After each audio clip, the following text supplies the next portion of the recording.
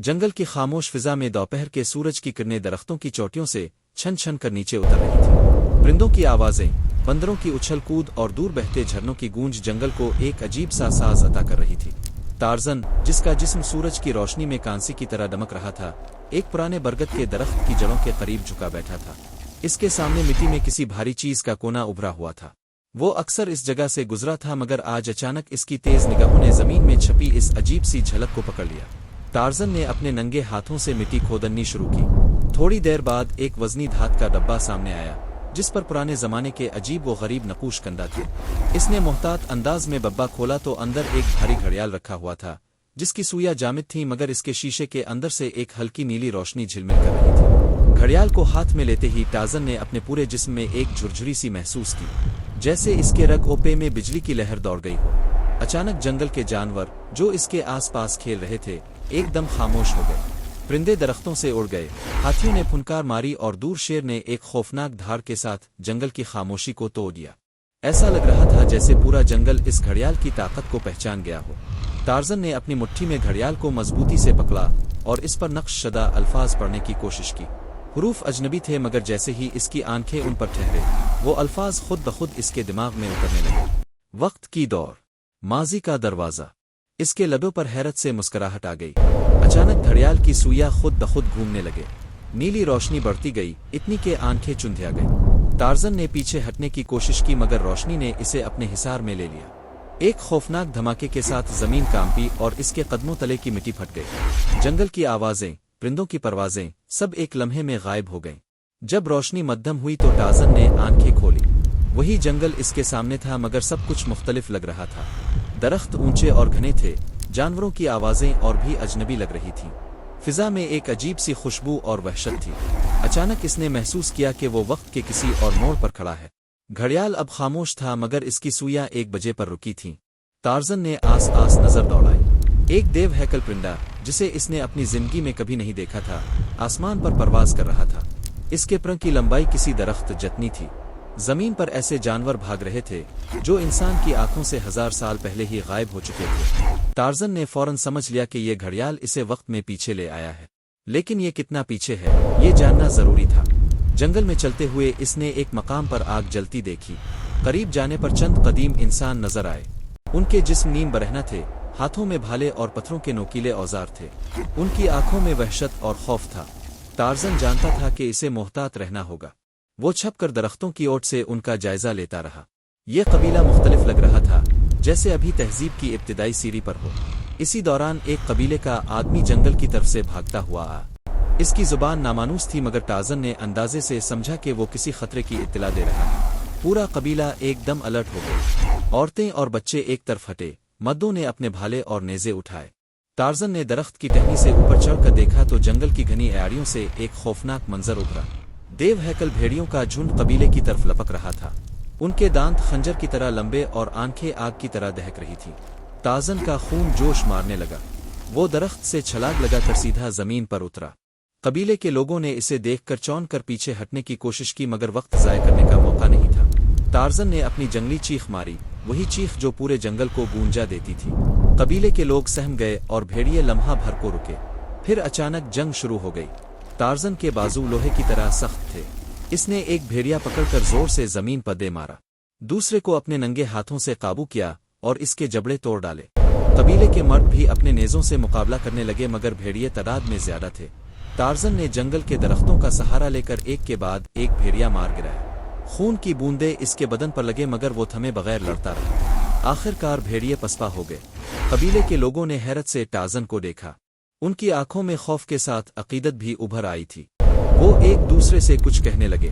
Torsion जान गया कि इसने अभी अभी उनका एतमाद जीत लिया है। रोशनी के खत्म होने और भेड़ियों की जंग के बाद कबीले के लोग टार्जन को अपने सरदार के पास ले गए। सरदार के चेहरे पर वक्त के निशानात थे, माथे पर गहरे बिल और आंखों में तजुर्बे की चमक। इसने टार्जन को गौर से देखा और फिर अपने लोगों को इशारा किया कि इसे किसी दुश्मन के तौर पर ना देखा जाए। कबीले के लोग, जो चंद लम्हे पहले इसे अजनबी मान कर नेज़े ताने खड़े थे, अब अकीदत और खौफ के मिले जले जज्बात के साथ इसके गिर्द जमा हो गए। कबीले की जुबान अजनबी थी, मगर टार्जन जंगल की आवाज़ों को समझने वाला इंसान था। वो उनके इशारों और लहजों को पहचानने लगा।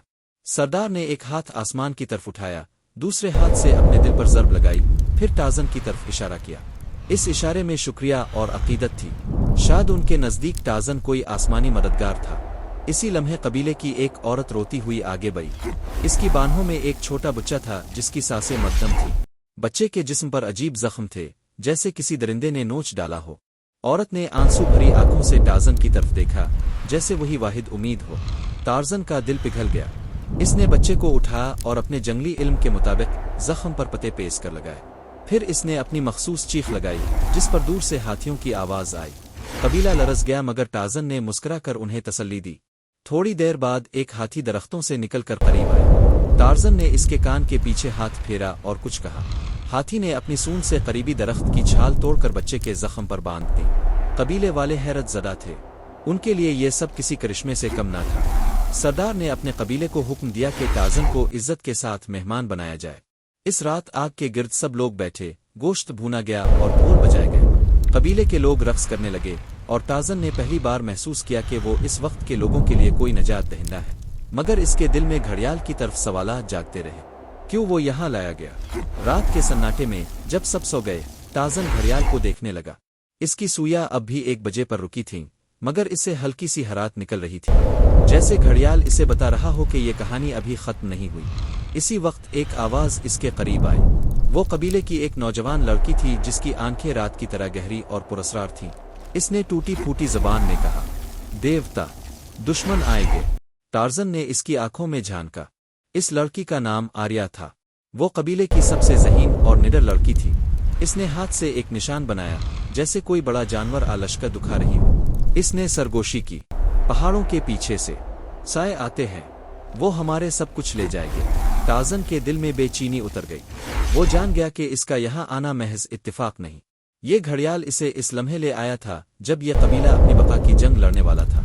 अगली सुबह जंगल में एक और खतरे की चाप सुनाई दी। दरख्तों के पीछे से लंबे कद के इंसान नमूदार हुए। उनके जिस्म पर हड्डियों के हार, चेहरों पर अजीब रंग और हाथों में बड़े बड़े पत्थर के हथियार थे। उनके पीछे देव हैकल जानवर थे, आधे इंसान और आधे दरिंदे जैसे। टार्ज़न ने पहले कभी ऐसी मखलूक नहीं देखी थी। उनके कदमों की धमक से जमीन लरज रही थी। कबीले के लोग घबरा गए। सरदार ने अपने जवानों को इकट्ठा किया, मगर उनके नेज़े और बाले दुश्मन के हथियारों के सामने कुछ न थे। आर्या टार्ज़न के करीब आई और धीमी आवाज में बोली, यही वो साए हैं जिनका मैंने बताया था। अगर तुमने उन्हें ना रोका तो सब खत्म हो जाएगा। टार्ज़न के अंदर का वहशी बेदार हो गया।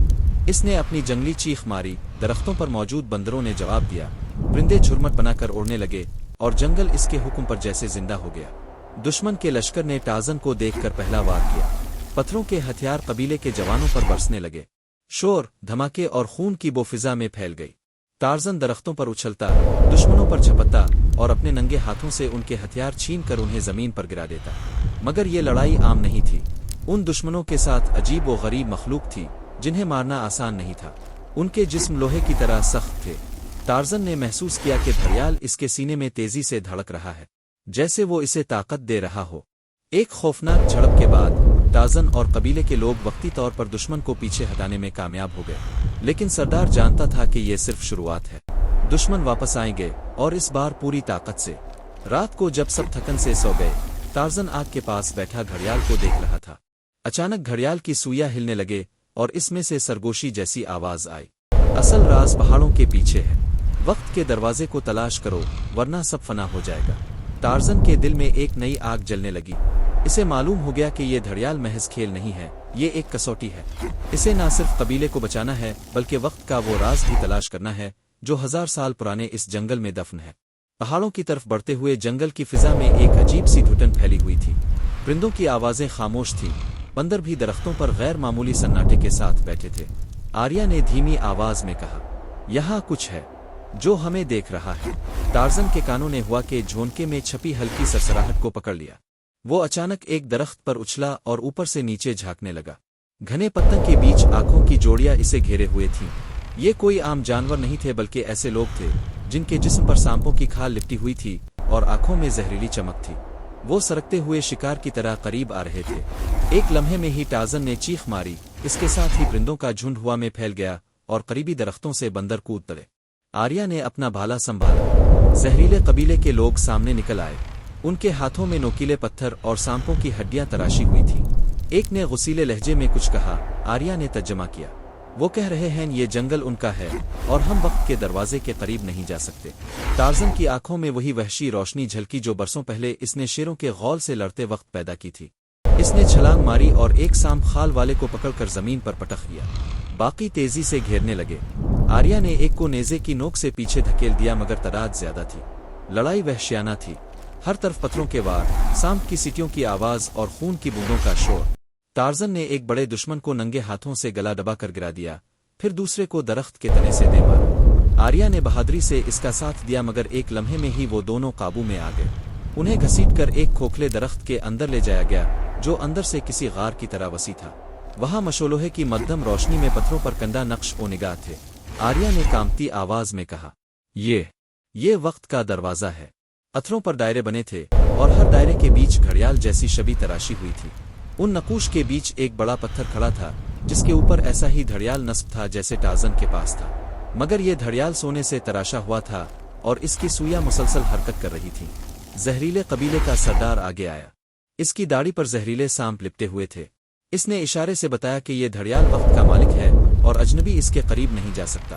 آریہ نے ترجمہ کیا، وہ کہہ رہے ہیں کہ اگر ہم نے اس دروازے کو چھیڑا تو ہم ہمیشہ کے لیے ماضی کے قید میں رہ جائیں گے۔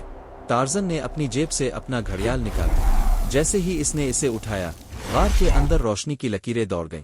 دونوں گھڑیال ایک دوسرے کی طرف کھنچنے لگے۔ زہریلے قبیلے والے چیخنے لگے۔ سردار نے غصے میں ایک زہریلا خنجر اٹھایا اور ٹارزن پر جھپٹا۔ ٹارزن نے پلک جھپکتے ہی اس کا ہاتھ پکڑ کر موڑ دیا، خنجر اس کے اپنے سینے میں پیوست ہو گیا۔ سردار زمین پر گرا تو باقی قبیلے والے پیچھے ہٹ گئے۔ غار میں ہلچل مچ گئی۔ سونے کا گھڑیال اور ٹارزن کے ہاتھ کا گھڑیال آپس میں جڑنے لگے۔ اچانک ایک روشنی کا دائرہ بنا اور اس کے بیچ میں اندھیرا سا ببولا کھلنے لگا۔ آریہ نے خوف زدہ آنکھوں سے ٹارزن کو دیکھا۔ یہی وقت کا دروازہ ہے، اگر ہم اس میں گئے تو واپس بھی آ سکے گے یا نہیں کوئی نہیں جانتا۔ ٹارزن نے سانس بھری۔ اس نے ہمیشہ جنگل کو اپنا گھر مانا تھا مگر اب اسے محسوس ہوا کہ یہ سفر محض اتفاق نہیں بلکہ تقدیر تھی۔ اس نے آریہ کا ہاتھ پکڑا اور کہا، اگر یہ دروازہ کھلا ہے تو اس کے پیچھے ہی ہماری تقدیر لکھی ہے۔ وہ روشنی کے دائرے میں کود پڑے۔ لمحے بھر میں ان کے گرد دنیا بدلنے لگی۔ ہوا کہ جھکڑ، روشنی کے دھماکے، اجنبی آوازیں۔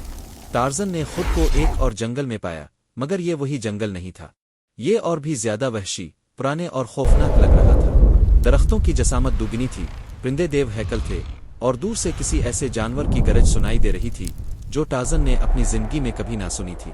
آریہ کی آنکھوں میں دہشت تھی۔ ہم 1000 سال پیچھے آ گئے ہیں۔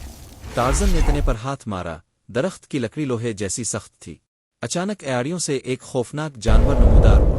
اس کے جسم پر کھال کے بجائے پتھریلے کانٹے تھے، آنکھیں سرخ اور دانت خنجر جیسے۔ وہ دھاڑ کر ان پر جھپٹا۔ ٹارزن نے آریہ کو پیچھے ہٹایا اور اپنے پورے وحشیانہ انداز کے ساتھ اس جانور پر جھپٹا، مگر اس بار دشمن کوئی عام شیر یا تیندوا نہیں تھا، یہ قدیم دور کا عفریت تھا جس کے وار جان لیوا تھے۔ لڑائی شروع ہو گئی۔ جنگل کی خاموشی لرزنے لگی اور وقت کا راز اب ان دونوں کے سامنے کھلنے والا تھا۔